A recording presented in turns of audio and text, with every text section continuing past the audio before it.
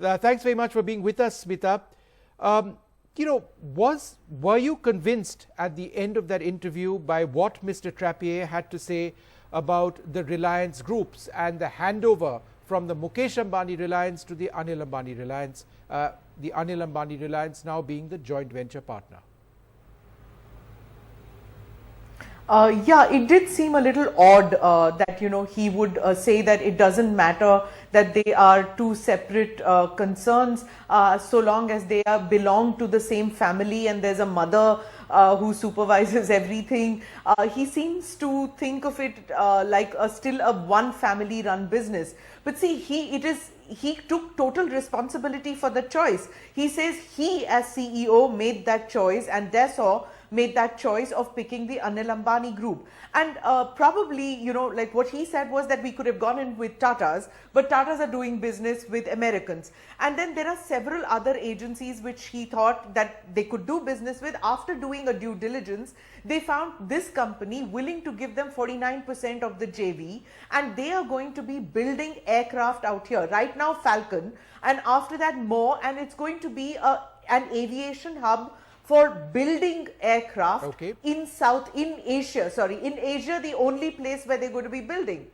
The other point which I just saw, and did he speak enough about a cost comparison? Because he spoke at one level about a 9% benefit in costs, but that pertains only to the basic aircraft, whereas the aircraft comes with a lot more, not just in terms of what's on the aircraft itself, but spares, logistics, simulators, training, you name it. So that's the package deal.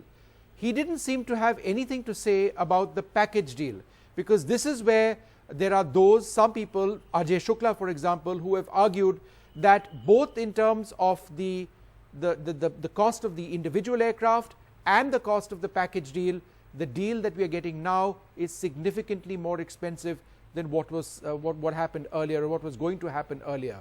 So in terms of pricing, was he convincing? See, as far as the question on pricing is concerned, I did pick up questions from various blogs, from various articles, and asked him about it. He was not willing to give me the exact number of the aircraft, how much it exactly costs, because he says you cannot compare it with the earlier price and this price, because there are so many factors. But he said the aircraft that is coming in the flyaway condition now is the same as the 18 which were supposed to come in the earlier MMRCA deal.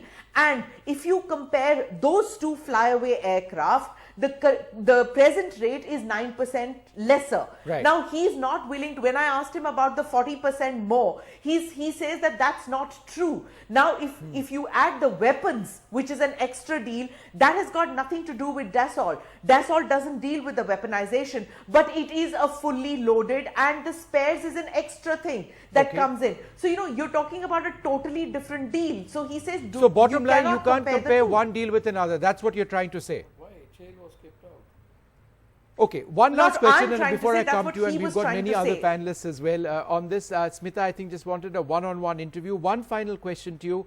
The allegation of cronyism and the statement of the French president, were you convinced by that answer that, look, we selected the Ambanis? And the reason I ask is because while Hollande may have made two statements, the second one referring to, you'll have to ask Dassault about the pressure they faced. There is till date, to the best of my knowledge, no statement from the French government which has said that they disown 100% the remarks made by Monsieur Hollande. That's not there, to the best of my knowledge. So therefore, were you convinced? Correct. They have not even accepted it. Right.